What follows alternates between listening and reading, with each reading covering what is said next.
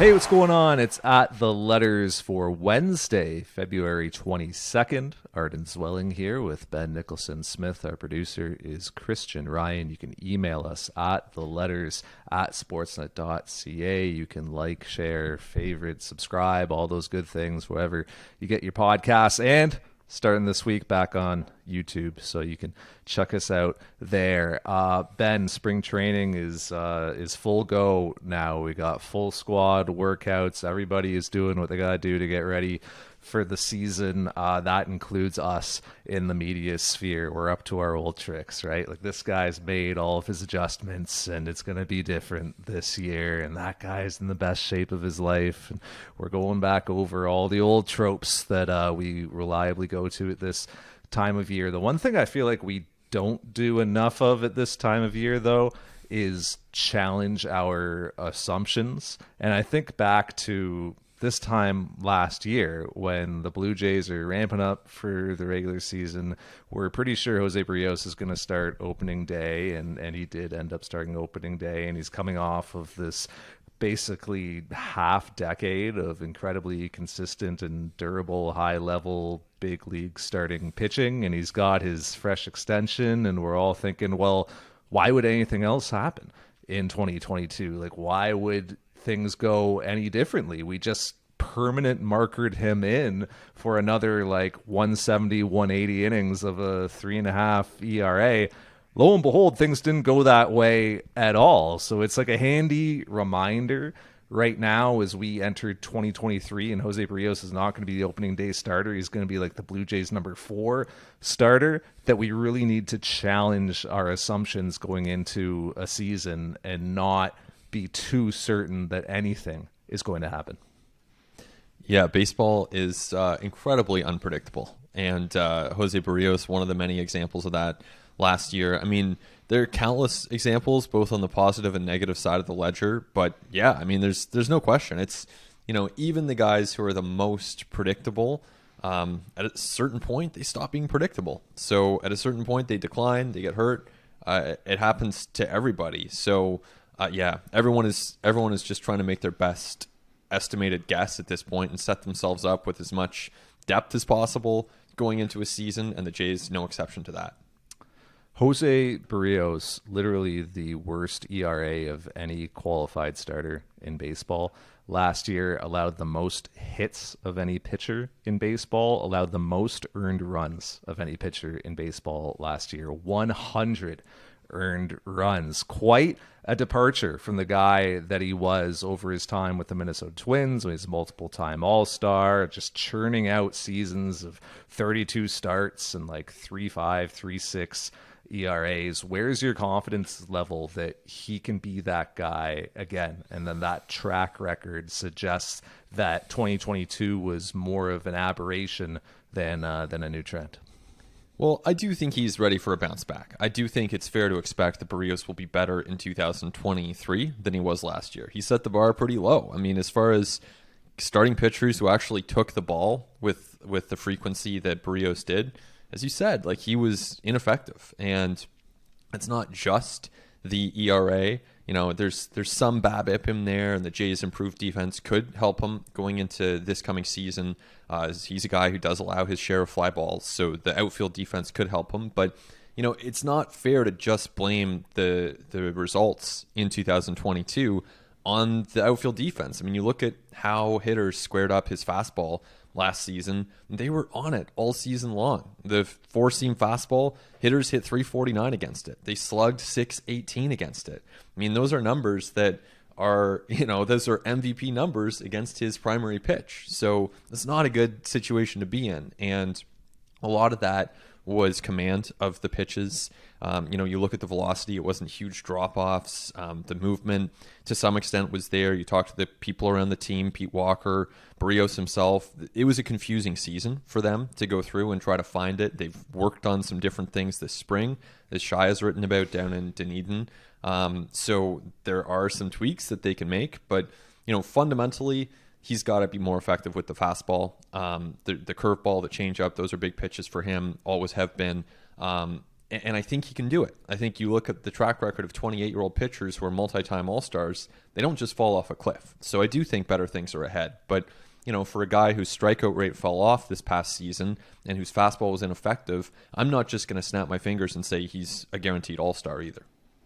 I think it was a bit of a double-barreled thing for Jose Berrios last year, and part of it was tipping. So part of it was that I think some teams knew when Jose Berrios was throwing a breaking ball and when he was throwing a fastball. And then I think the other half of it is that when he was throwing those fastballs that some teams had a very good idea were coming, he was just leaving them all over the heart of the plate. He was leaving them in really bad spots for him and really good spots for hitters. So I think it was like both of those things in concert with one another, and you could just go back and look at some of the game logs and see the teams that had something on him. The Cleveland Guardians, for one, stick out to me as a team that had a really good understanding of when Jose Berrios was going to throw certain pitches. You look at two of his outings against the Guardians last year, he had 6 swinging strikes across both of the outings. So wow. Across 8 2/3 innings, 6 swinging strikes in one outing for Jose Berrios would be underwhelming against any team, right? That would be wow, I guess he just didn't have his best stuff that day. For him to have 6 swinging strikes across 2 outings that went nearly 9 innings, that tells you something. And you can even go back and kind of look at it a bit more granularly in those games and just look at some of the takes and look at some of the stuff that Cleveland hitters were laying off of. So I think there were times there where Berrios was tipping, and then the location with the fastball was just really unideal. And credit to Berrios for constantly trying to figure it out throughout the season. The guy moved on the rubber a million times and tried a ton of different things with his delivery, moved his hands up, moved them down, did things with his hip and his glove and all sorts of stuff to not only combat the tipping but also try to find a more consistent release point. And you can kind of look at his release point throughout the year, and it was all over the place. And some of that is due to moving on the mound and physically being in a different spot on the rubber that he's releasing from. But some of it as well was that his mechanics were just inconsistent.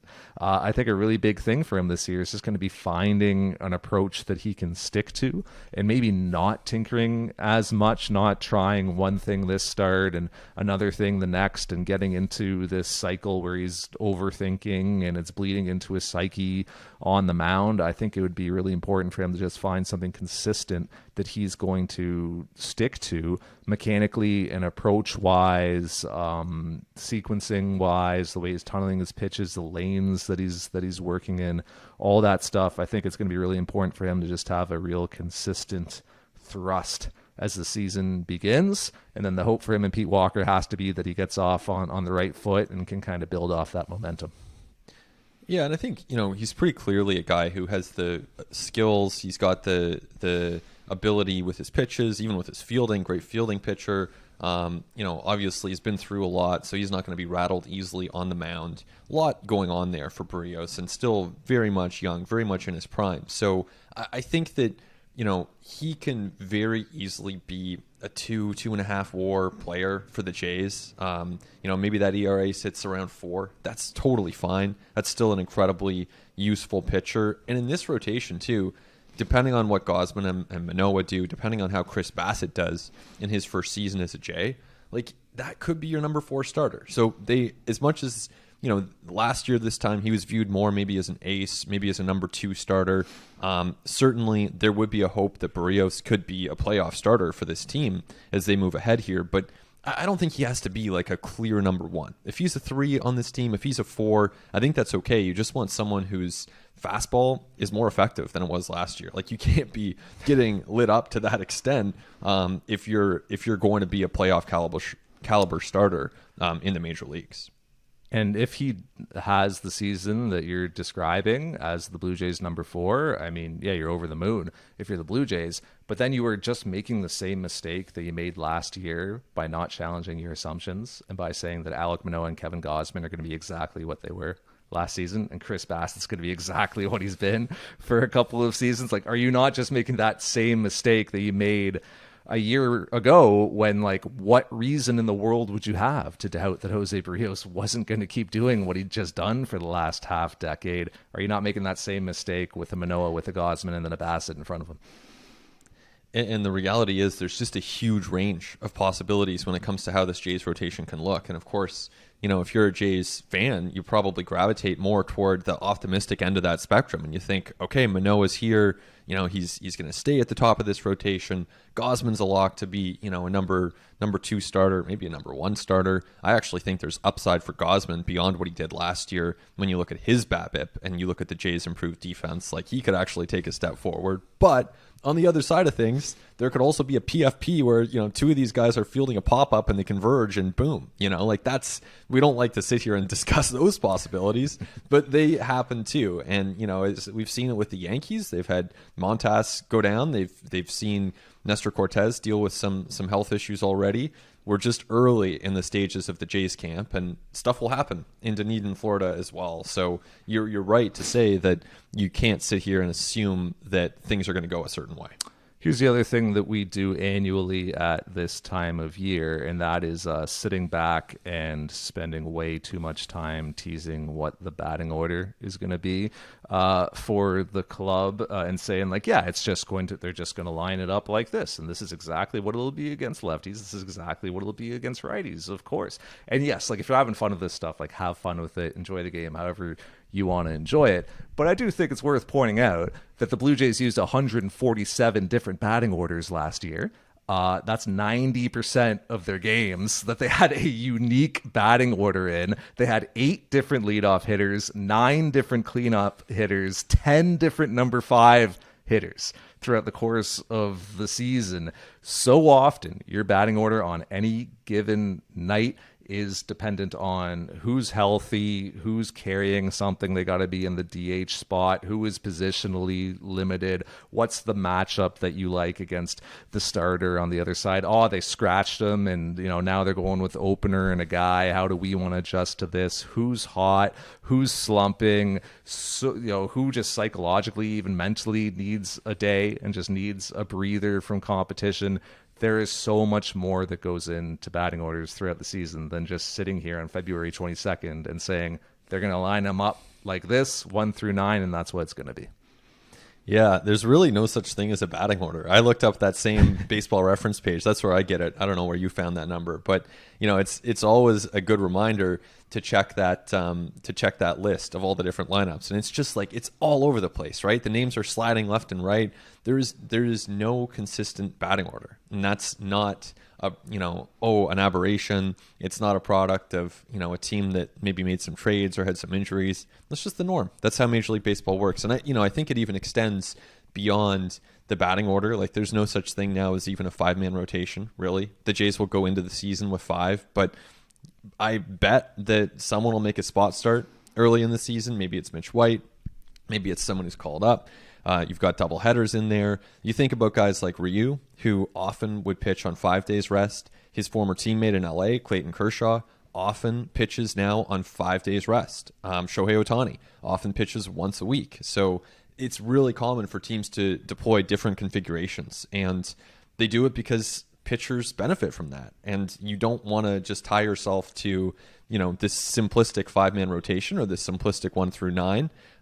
You want to stay as flexible as possible. And so, when the season gets going and, we're in there with John Schneider discussing these things on a day-to-day basis, you can kind of look ahead a couple days. With the rotation, you're looking ahead maybe a turn, maybe 2 turns. With the starting lineup, you kind of look ahead a few days at a time because of the catchers, how that's going to affect your DH, what opposing pitchers are ahead on the schedule. But my sense is they build out lineups like 1, 2, 3 days ahead of time. But you're not thinking really more than that. And that's what leads to these lineups where you have, in the course of a year, 150 different lineups on a good team.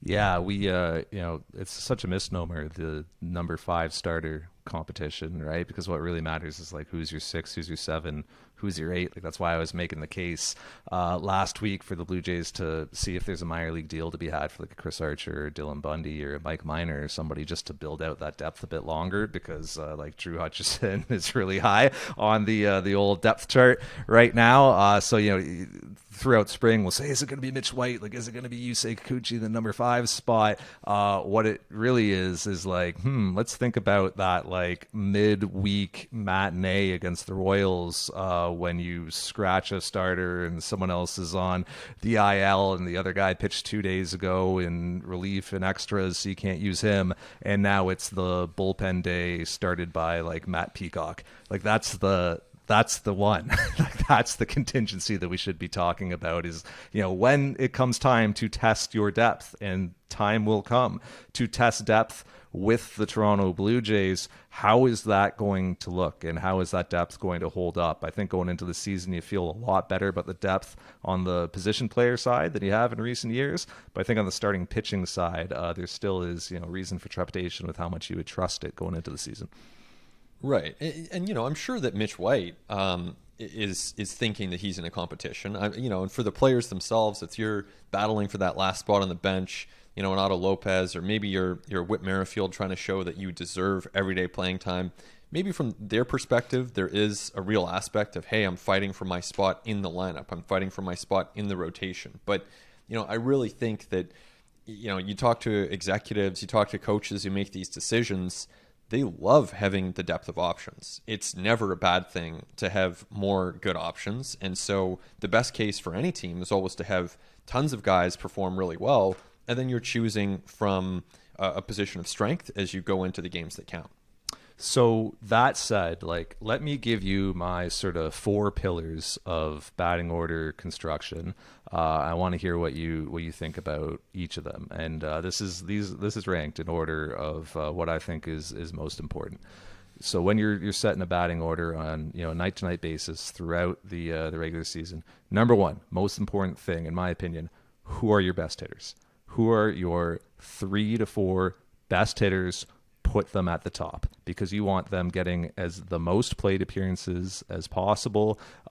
Each batting order position receives like around 2.5–3% more plate appearances over the course of a season than the one below it. So as much as I am going to have some consistency on a night-to-night basis in my batting order, I want my best hitters, and for the Blue Jays, that is Springer, Vlad, Bo. I want them up top on a nightly basis, so that over the course of the season, those are the guys that are getting the most plate appearances. Are you with me on that one?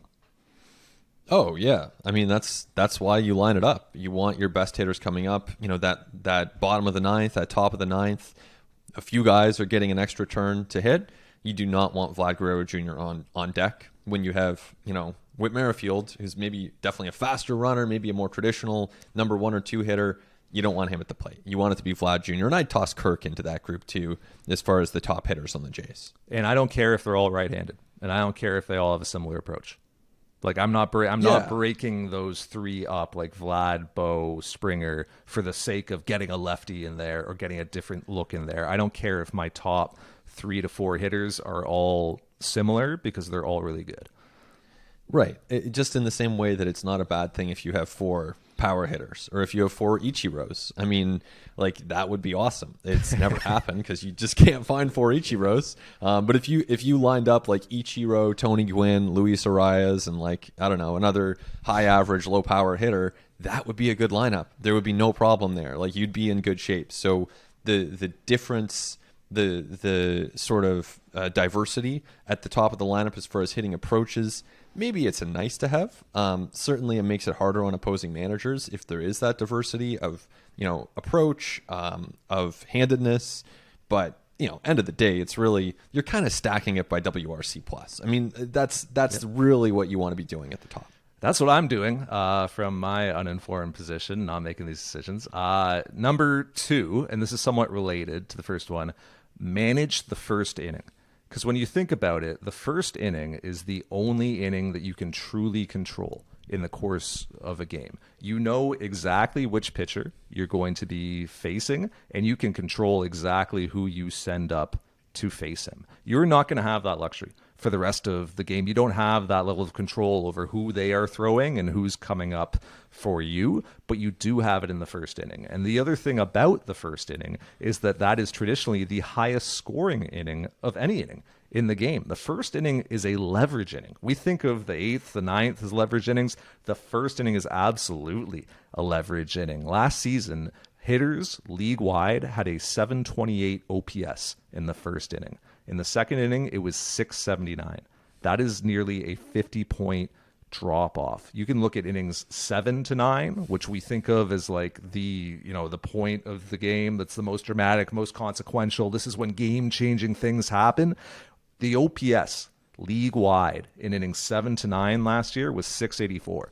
728 in the first. That's a 44-point drop-off. The majority of run scoring in this game happens in innings 1 through 6. And like the loud run scoring, the home runs often happen in the first inning. Last year, 657 homers hit in the first. Only 532 hit in the second. That's 125 fewer. And it makes sense, right? Hitters are their freshest. They're their most locked in. They've been thinking about this starting pitcher all afternoon. They know what he throws. They know what to expect from him. Hitters also have like the highest level of mental alertness. They're their freshest. They haven't been standing around on defense. And also, what do starting pitchers do early in games? They try to establish their fastballs. Fastball percentage is at its highest in the first inning. So as a hitter, you have your best odds of getting a fastball that you can hit over the wall. That's why I think it's so important to manage the first inning and have your best hitters coming to the plate in that spot. And I think it becomes self-fulfilling then too, because teams bring their best hitters up, then we end up seeing the best hitters bat early in the game. They produce a lot better than your 7 through 9 hitters, and then that becomes an inning where we see a lot of offensive output because the pitchers are more challenged. It's a bigger challenge to face those hitters, and so that's reflected, I think, in the OPS. But yeah, I think when you say manage that inning, like, is there a way? Like, what do you, aside from stacking it, like, what is there anything tactical that you think teams can do there? I think you be more aggressive because pitchers are more likely to throw their fastballs. Like, we've seen this fastball percentage is the highest earlier in outings for starters. Guys don't go out like, let me establish my slider, let me establish my changeup. They try to establish their fastball. It's like data tells us this, that typically pitchers throw the most fastballs in the first inning. So be aggressive. Like, be aggressive from the first pitch of the game. Like, I think that it is frustrating for a lot of people when they see like the first inning and 3 hitters get out on 7 pitches or something. But if they're all swinging at fastballs in the zone, if they're making good swing decisions, good pitches to drive, and for whatever reason they just mishit them or it goes right at a guy or whatever happens, I'm okay with that. I can live with that because you made a good decision and you attacked a good pitch to hit. Yeah, no, for sure. I think there's a lot of reason to be aggressive if you know the fastballs are coming. Get up there and see if you can make some good contact. And definitely the Jays have hitters capable of doing that. Number 3, do try to avoid pockets of similar hitters at the middle and bottom of your batting order. So up top 4 hitters, I don't care if they're all right-handed and they all have a similar approach. Do break up like runs of righties, runs of lefties, runs of contact guys, runs of power guys towards the bottom, just to make it harder for opposition managers to match up with you in middle to late innings, to make their bullpen decisions that much harder. And also as a manager, and obviously every manager does this, but like have your options in mind for who you will be swapping in, whether it's pinch hitting, pinch running, like what sort of tactical deployment decisions you'll be making later on. Like have that in mind and have a really clear plan of if X, if they bring in this guy, or if Y, then Z, then A. This is what I'm going to do. Because like odds are you are not, and this is particularly the case with the Blue Jays, you are not pinch hitting for your top 5 hitters. For some teams, it might only be your top 3. For the Blue Jays, it's top 5. Some nights it might be top 6. But towards the bottom, 7, 8, 9, like those are the guys who you are pinch hitting for. So you want to have a real clear idea of your deployment plan, and I do think it makes it easier for you to find your way to those advantageous matchups if there is some variability towards the bottom. Yeah, because if you have 2 of 3 even, and it's 2 lefties out of 3, 2 righties out of 3, the opposing manager brings in a reliever, then that reliever has to stay in for 3 batters. So then one of those hitters is going to get a platoon advantage in the course of that 3-batter run. And you're never going to avoid, obviously in a group of 3, the most possible diversity you can have is 2 and 1. So you're never going to avoid that, advantage for a reliever as he comes in to the game. But I do think that trying to avoid, 3 in a row, if you're the Jays, there's no chance. I don't think there's any chance all season that we would see Belt, Varsho, Kiermaier stacked 3 in a row. I can't even imagine them doing that. No. And number 4 for me is do not discount player comfort and what players are experiencing subjectively. We can sit here and we can objectively say, well, here is the optimal batting lineup, and here is, where you want somebody with a really good OBP, and here is what the data and information tells us. That's all really important. All that objective stuff is really important.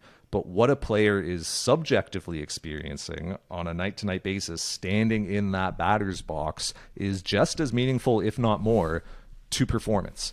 Even if we can't plot it on a spreadsheet, even if I can't make a nice little chart that I can throw into an article, there is a human in that batter's box trying to execute at a high level. And if that human is uncomfortable with a certain batting order position for whatever reason, that's something you have to factor in. So if, say, and I'm just by way of example, if, say, Vladimir Guerrero Jr. is really uncomfortable hitting second in the lineup, for whatever reason, you have to account for that, and you have to factor that in and say, okay, maybe he's not going to hit second because I want him to be as comfortable as possible so that he can be as productive as possible when he's facing Garrett Cole throwing 99. I have to take into account what he is experiencing psychologically, because ultimately athletes will perform their best when they are most comfortable, and it is your job as a manager to put your athletes in the best possible position to succeed. So you want to understand what those positions are and work to get your players into those positions, or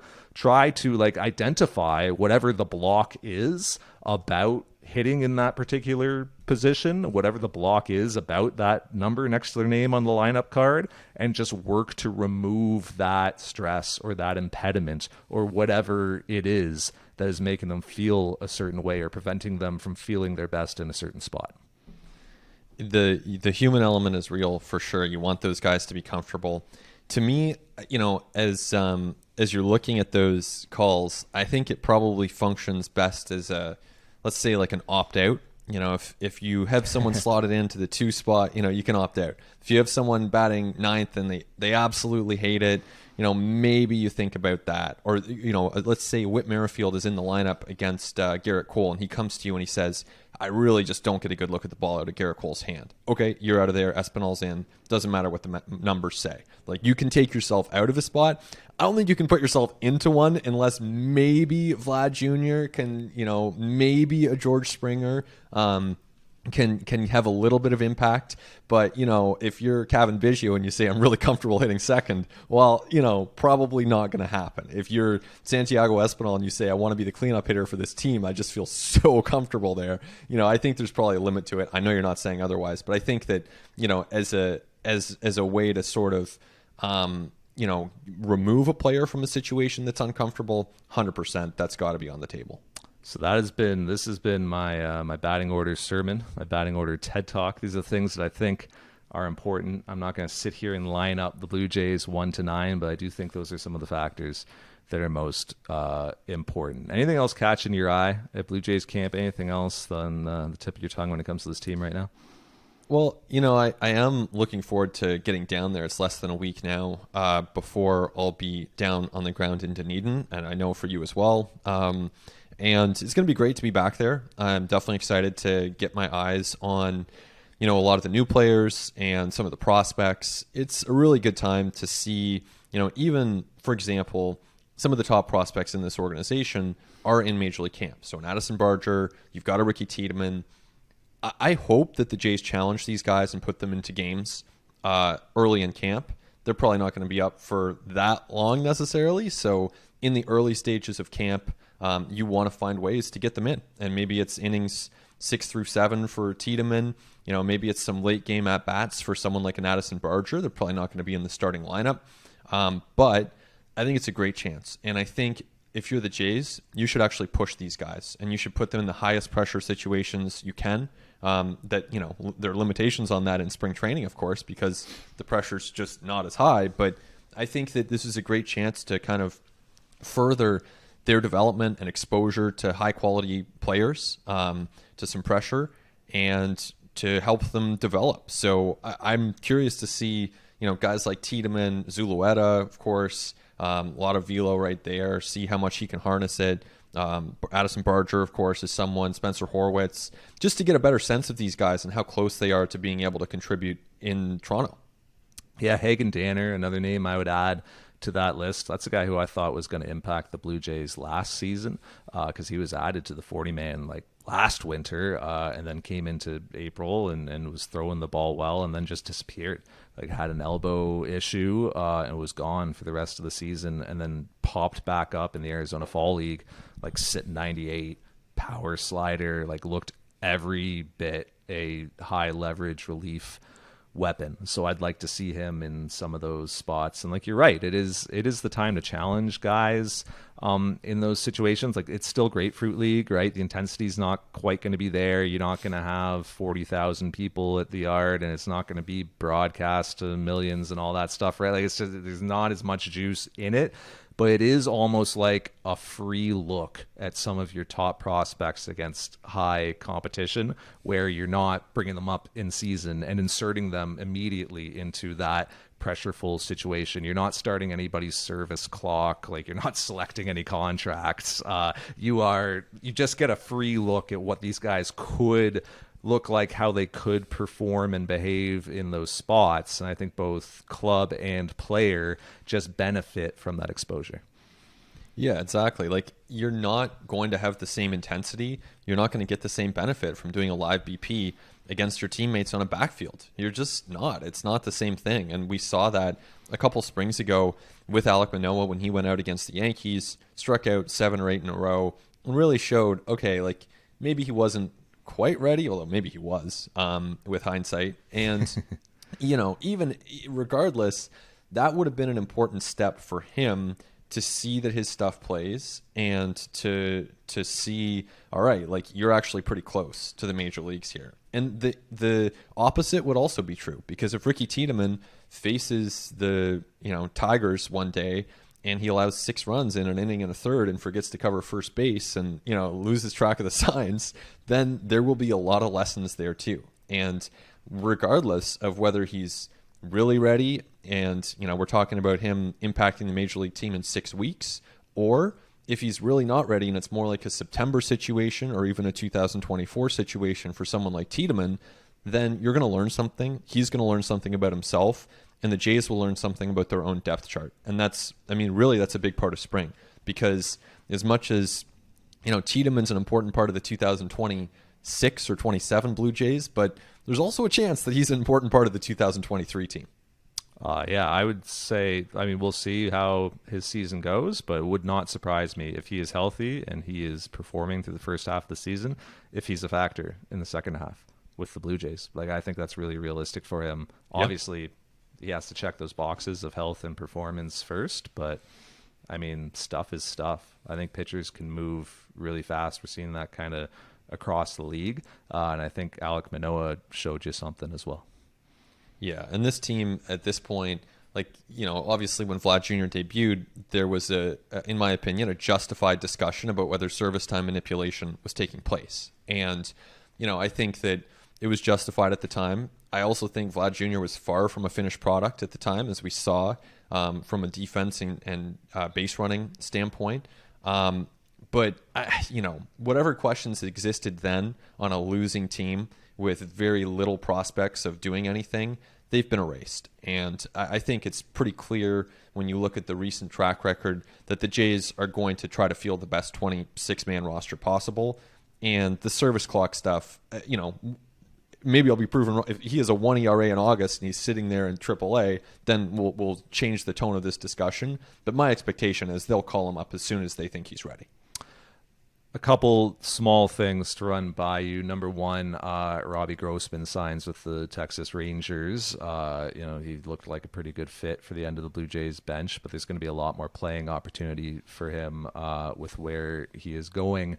Do you think the Blue Jays are one bench piece away? Like, do you still think there is another move to come to round out this roster? Yeah, I mean, I don't know whether it comes in, like, it might be July 30th that move happens. And I think it's actually fine if it does happen July 30th. At the same time, if they can do it sooner, then that's great. And there are often small deals to be had toward the end of spring training. And Grossman would have been great, you're right. But I think at the same time, at the risk of, like, oversimplifying things, we're talking about an outfielder, not even a center fielder, who bats right-handed. This is you can find this in Major League Baseball. You want someone who mashes lefties, who can play a corner outfield. This is an achievable goal. So, I don't think that we should. I don't think that there's any reason to panic. There's lots of possibility for signing a free agent. Someone who's been released toward the end of spring, opts out of a deal. You can do that on April the 5th.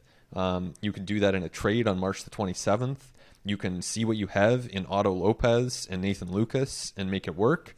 So I don't think there's a ton of reason to panic here, because ultimately there are a lot of guys who can on paper fill that role. 1,000%. This is the sort of thing that is going to be dealt with at the end of March. Remember back to just last year when it was the very end of camp that the Blue Jays flipped Reese McGuire for Zach Collins.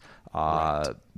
Same thing with for Zimmer. I think it was Anthony Castro, right, for Bradley Zimmer, to add him, because look, with Zimmer, with Collins, the clubs that they were with didn't want to DFA them. Like they opened up trade discussions with clubs to see if they could get something back for those players, and lo and behold, they did. Like, they found a fit for those players, and some of that was based off of discussions that I'm sure began in the off season and known interest that the Blue Jays had in those players. So that sort of stuff is going to happen towards the end of spring. There will be those similar opportunities for little deals around the margin like that. Like you said, there'll be players that end up on waivers that you could bring in. The Blue Jays have the flexibility to open a couple of 40-man roster spots by moving Hyun-Jin Ryu and Chad Green to the 60-day IL. They haven't done either of those things yet. So the Blue Jays have that flexibility to create that opening if someone ends up on waivers. So I think that you can anticipate something like that happening. And I also think we are doing yet another rite of spring, as I was kind of mentioning earlier, with not challenging assumptions and spending way too much time on the batting order. We are now spending way too much time discussing the 26th man on the roster, the out of options end of bench, like you said, outfielder who is barely going to play and only come in to pinch hit against a lefty or against a righty guy.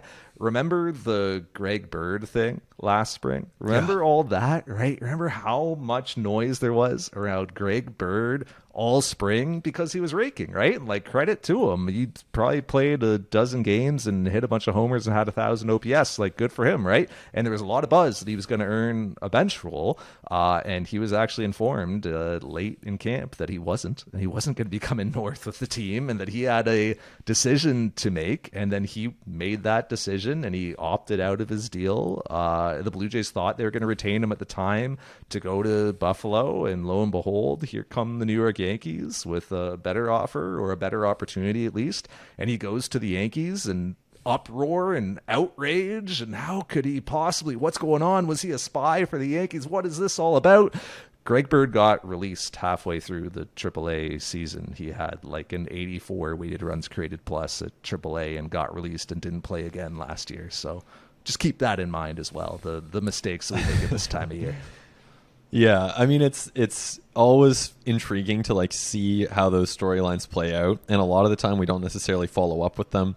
I shouted out Ghost K Kato last week, of course, and he ended up bouncing around in a couple waiver claims, and yeah, there's always some buzz around some of these guys, but it's such a long season, and so you're going to need help from literally dozens of players who don't break camp with the Blue Jays will put on a Toronto Blue Jays uniform this year, and some of them will actually make really big contributions. So, it's not to say that all of these unheralded players end up, completely on the margins, completely forgotten, because some of them do make a big impact. But, it's tough to do as the 26th man on the roster to be that memorable performer, and certainly the Jays have time to figure out what that's going to look like. So let me contradict myself, break my own rule, and major in a minor here as we wrap up the first half. And because this is just one thing with this roster that did occur to me the other day, and I kind of wonder where it's heading.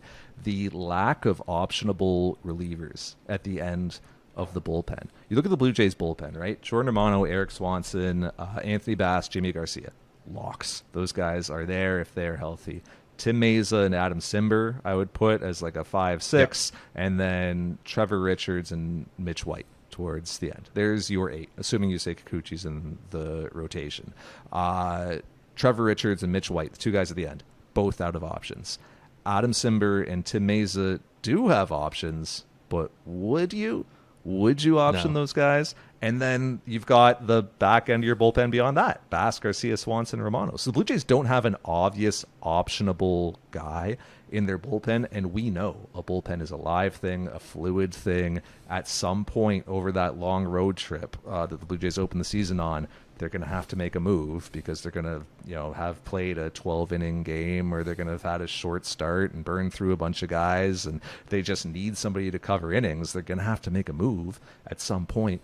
Does something kind of have to give? Do the Blue Jays almost have to find a way to get an optionable arm into their bullpen so they have that flexibility? So, okay, I'm thinking... So, okay, first of all, rules-wise, 13 is a hard cap on pitchers, correct? Yes. Okay, so 5 in the rotation, 8 in the bullpen, you're done. So those 8 you mentioned, that's where it really does get capped. Now, the simplest answer for me is one of those guys will start the season on the IL, and someone else will be up, and then that guy will be optioned. And from there, you just kind of churn. And then there's, someone comes on or back from the IL, someone else goes on. That, maybe it's a starting pitcher who goes on the IL, Mitch White transitions to the rotation, someone else comes back into the bullpen. So that's the simplest answer to me, but it's an interesting point. And, I hadn't really considered it or looked at it that way, because I think the ideal configuration, ideal is they're all optionable, but I think, a more realistic configuration for a contending team is probably to have 2 optionable relievers, something like that, and you can churn those guys, within the limits that now exist, and create a little bit of, just freshness in the bullpen. Yeah, it is something that occurred to me, but it is also definitely something that is going to work itself out without doubt as we charge towards opening day. We're going to step away, but there's plenty more to talk about when we continue on At The Letters. It continues on At The Letters. Arden Zwelling here with Ben Nicholson-Smith and our producer, Christian Ryan.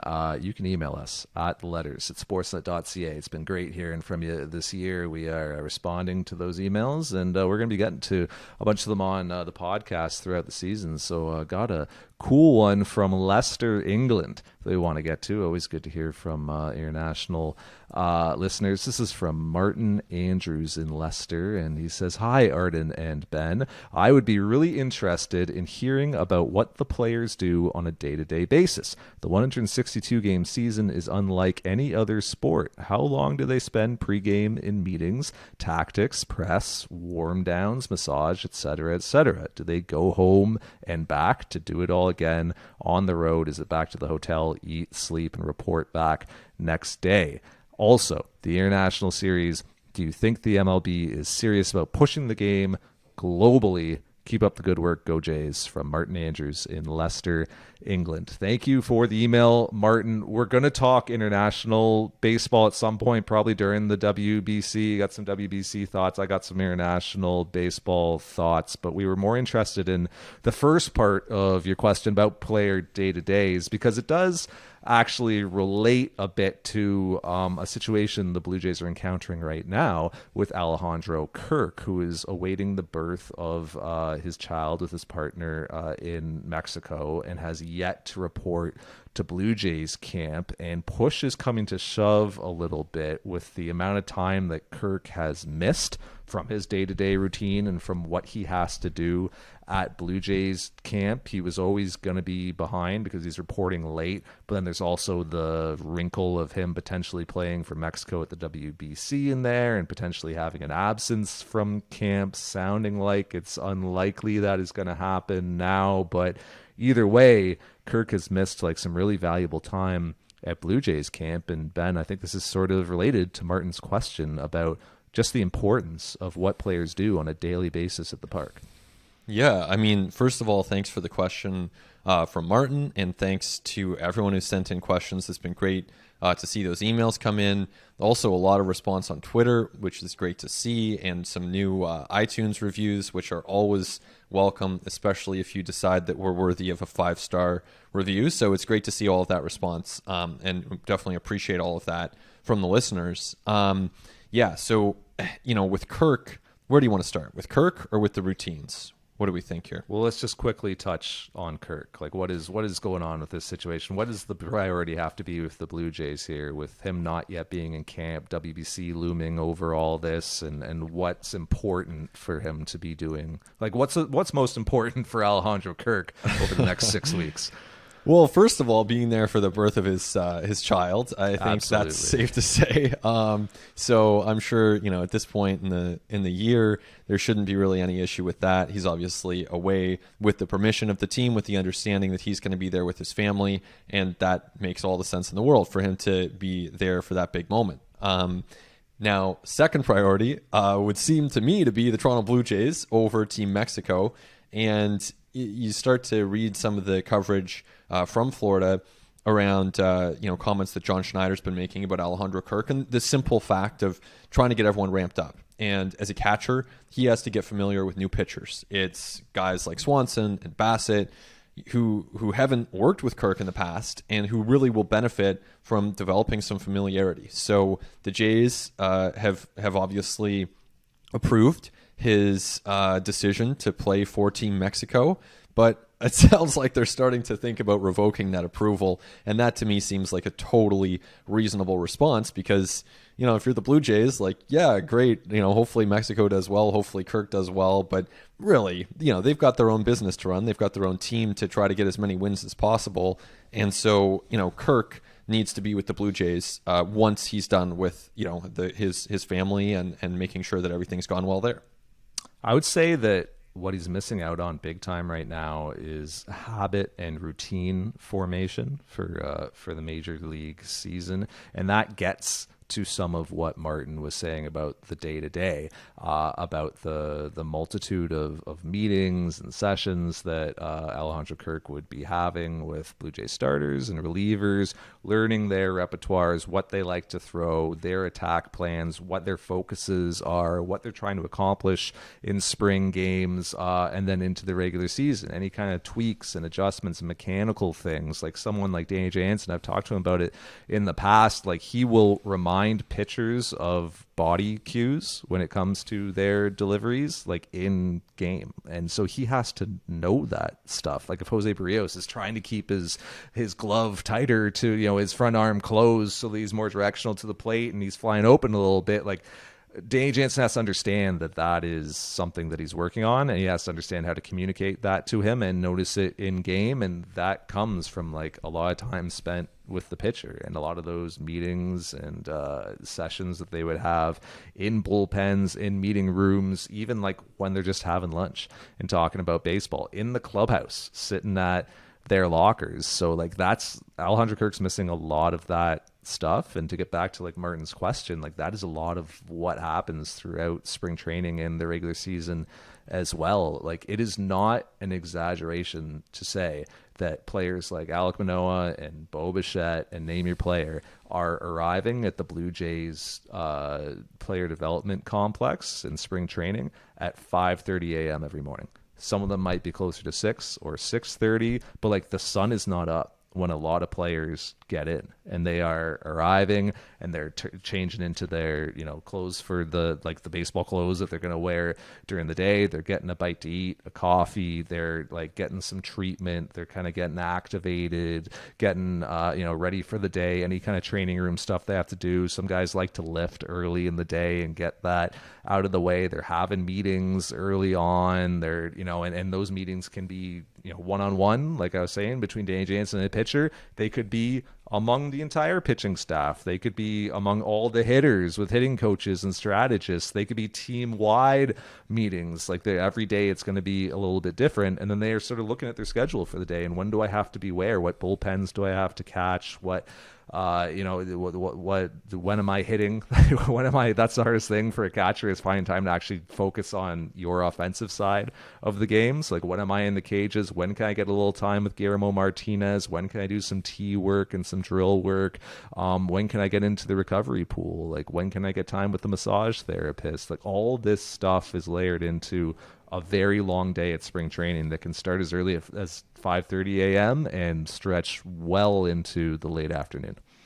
It's a long day for sure. I think, to go back to Kirk for a second, like, to some extent, I think I believe it when I say that there's a lot of benefit to developing that familiarity and building those relationships. I do believe it. I think at the same time, I hear this voice in my head, this like devil's advocate voice that's kind of like, we are sort of overcomplicating this, because when guys show up after the trade deadline, they have to get ready right away. They have to get used to each other with little to no warning, and they pull it off. It's not like there are 5 pass balls every time there's a trade deadline acquisition. They figure it out. So, spring training is way too long to begin with. If Kirk is there for a month, he'll have plenty of time to build that familiarity with all the pitchers and be completely ready for opening day. And this is the kind of storyline we'll probably forget about in a month's time. But, with that being said, I don't think you want to, just have him depart for 2 of those 4 weeks. Like, 2 weeks probably is not enough, but 4 weeks is enough. I would say that trade deadline scenario is significantly less than ideal and significantly less than optimal. And when you have the opportunity right now to control as many variables as you can, I think you want to do that.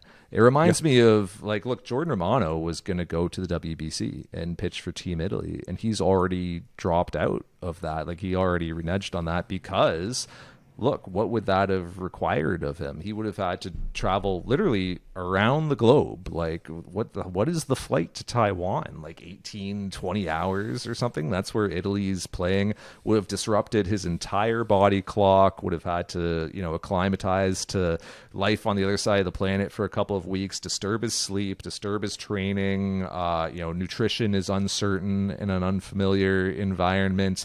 And then he has to go out into really extremely intense and meaningful competition in a short tournament at a time when his body is not used to that level of competition, and actually push himself physically to throw 99 in the bottom of the 9th of the game on the line before 20,000 people, against some really talented hitters from Cuba. And then who knows, maybe Italy wins, and then he goes on to Tokyo to pitch an even more pressure-packed situation. Or maybe he's now reversing everything that he's just done, and he's coming home 2 weeks later, 24 hours back across the Pacific, reversing his body clock again, reacclimating, getting back into his training and his nutrition routines and his habits. It's just so disruptive to what you need to do as an MLB player, and that is have a consistent routine day in and day out over 162. I really do think that is how players perform at their best, when their routines are consistent and habitual every single day. I think that's where the WBC gets really problematic for certain guys, and I think that's where it's sort of problematic that Alejandro Kirk isn't really establishing those rhythms right now. They're going to carry him throughout the season. It's so interesting though, and I wonder, like how you make sense of this mentally, because for me, we go through it to some extent as well, because our schedules shift to the really early part of the day, right? Like it's the clubhouse opens at 8 a.m. So you're up, 6:30, whatever the case, which is, definitely different than a 7 p.m. start, right? Like that's a very different schedule for anyone in and around the team environment at that point. And so, when you're talking about those 5 a.m. wake up calls, and I remember Alec Manoah, when we had him on ATL last spring, he was talking about getting to the facility really early, how important that was to him. Obviously it worked. Like, the results are there. It was effective for him. But at the same time, I find it so weird because routine is so important for these guys. And you go for this 6-week period, you're in this really early wake up cadence. Then all of a sudden it's like, oh, you show up to the ballpark maybe 2 p.m., game's at 7, you have time to do all of your meetings, your media availabilities, you're doing your stretching, you're watching video in a lot of cases. And so your clock is entirely shifted. These guys eat their last meal of the day at like 11 p.m. Whereas in spring training, they might have lunch at 10:30. Like it's all over the map. And so it actually is not conducive to building routines. No, and then the regular season's going to start, and they're going to play like mid-afternoon on opening day, and then they're going to play 2 like early afternoon games on the weekend in St. Louis, and then they're going to go to Kansas City and play night games, and they're going to have a matinee at the end of that series, and then they're going to immediately go to the West Coast to Anaheim and play at whatever time their body thinks it is. I guess the games there are probably like 6:30 local, but they're going to be all screwed up by the time that they get back to Toronto for opening day on April 11th against the Detroit Tigers, 7 p.m. start at Rogers Center. Yeah, who knows what time their body is going to think it's going to be. So they're going to be all over the map with like you said, the spring training super early wake ups and early games, and then a couple of night games towards the end of spring as well, and then going straight into that really grueling road trip to start the year.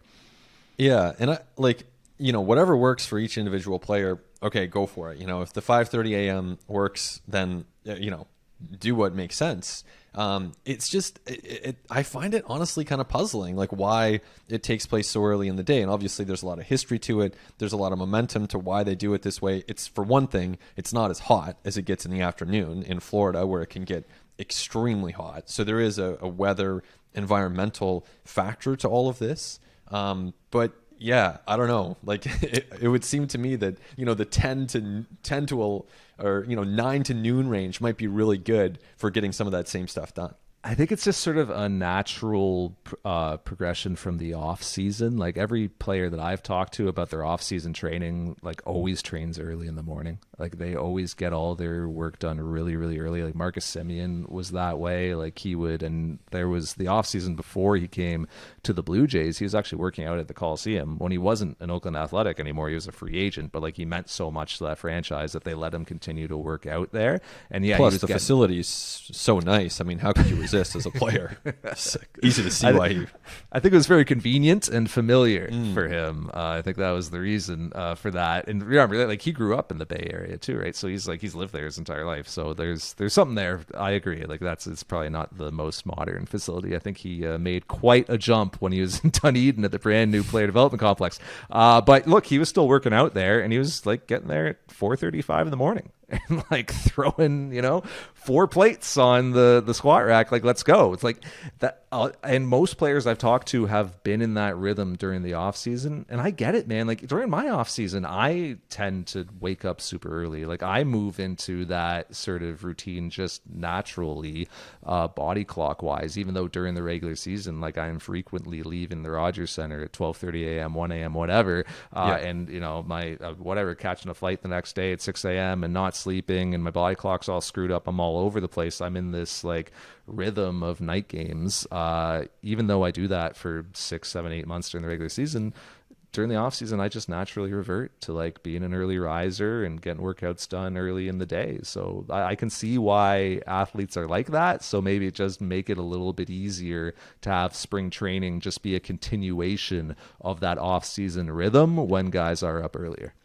For sure. And I can see the appeal going into spring that you might want to continue that rhythm. And then it creates this big shift when opening day comes, and all of a sudden you're playing night games. So, it's one of the many adjustments. These guys, they are very, very adept at making adjustments. They get traded. They have to produce the next day. They get, different environments. Fans are in the stands. Now they're not. Now they're back again. The environment is... They're very good at tuning out outside factors and finding ways to produce. It's one of the distinguishing factors, one of the real skills that these major league players have, aside from the hand-eye coordination, aside from the strength and the speed. You really do have to be able to adapt to the circumstances you're placed in. I do think that improving recovery, improving sleep is probably one of the biggest opportunities for major league clubs to get more out of their players throughout the course of the season. But I also do think that a 162 game schedule with varying start times from day to day and off days some weeks and not others, and cross continent flights, and look, it's not as bad for the Blue Jays as it is for the Angels, right? As it is for all those West Coast teams, Mariners, that a more balanced schedule is great for the Blue Jays in terms of the competitiveness of some of the clubs they're going to be playing. It's not so great for the travel schedules of some of those West Coast teams that are now going to be taking way more flights to East time zone, to the east side of the continent. I mean, it's going to be a real burden for them. It's really going to disrupt sleep. So I do think every club is doing a lot to try to find ways to give their players more time to rest, to recover, to sleep properly, because it's a massive opportunity when it comes to preventing injuries and getting more out of performance. But I also think that just the grind and the schedule of a 162 game baseball season is going to be forever in opposition to maximizing that. Yeah, exactly. You're not going to maximize your rest by playing a Major League Baseball schedule. It's just not possible. I do think, as you say, there is some opportunity there. And as we saw at the Jays Player Development Complex in Florida, they do have some sleep rooms. They do have some spots where players can grab a little bit of rest. So that's a good thing, for those in the 5:30 a.m. club. And maybe they need a little way to grab back a little bit of rest later in the day. And that gets back to Martin's question, just to put a cap on it. Players have very strict routines throughout the day during the regular season for a 7 o'clock start. A lot of guys will be turning up to the ballpark around noon, around 1 o'clock, because they've got a lot of stuff they want to do ahead of a game. And sometimes that includes a nap. There's a lot of players who take naps around, whatever. It could be 2 p.m., could be 6 p.m. right before the game. Guys have their times where they go into that sleep room or they find their quiet place in the clubhouse and they steal 20 minutes of sleep, and they legitimately have a blackout mask and noise canceling headphones and everything that they put on, because that's just part of their routine. So to answer Martin's question, everything happens at the ballpark, and it is a very long and involved process every single day.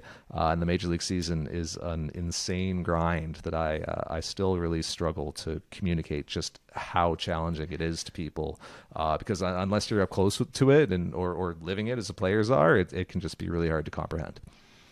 Yeah, it's a lot. There are so many little nuances to it. We could do a whole podcast. We could probably do a podcast mini series on the whole behind the scenes of what goes into a day. And hopefully we'll convey some of that as the season unfolds. But yeah, it's a long day. They show up early, they stay late, and basically, they have excellent care. They have meals that are catered for them. They have massage therapists, physical therapists, mental skills coaches. So they have a lot of resources there, which is part of the reason that the players spend a lot of time in that environment. No doubt about that. That's going to be it for us this week on At the Letters. I want to thank you, as always, for listening. I want to thank our producers, Christian, Ryan, and Nick Andrade, who is doing the video this week and throughout the season. You can catch us on video now, or just continue to listen to us wherever you get your podcasts, and we'll keep pumping them out. So for Ben Nicholson Smith, my name's Arden Zwelling. Talk to you next time on At the Letters.